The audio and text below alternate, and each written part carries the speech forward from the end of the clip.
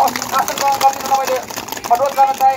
त्यसै गरी मैले यहाँ सत्य गुरुङ ज्यूलाई पनि अतिथिको आसन ग्रहण गरिदिन मैले विनम्र अनुरोध गर्न चाहे।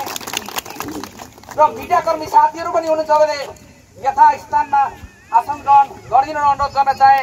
र उपस्थित सम्पूर्ण महानुभावजीहरूलाई यहाँ जहाँ बस्नुभएको छ सोही स्थानमा यथास्थानमा रहेर आसन ग्रहण गरिदिन मैले विनम्र अनुरोध गर्न चाहे।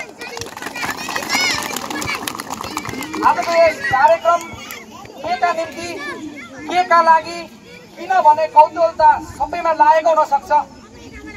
के कुरा चाहिँ एकछिनमा मेयर साहबले यहाँलाई छर्लङ्ग पार्नुहुने छ।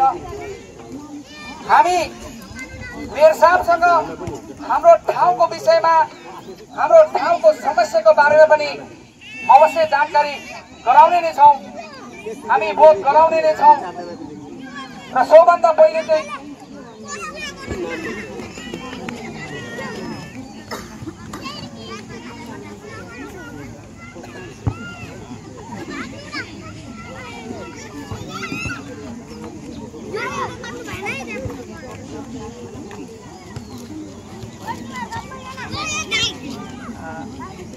आदरणीय उपस्थित सम्पूर्ण महानुभावजीहरू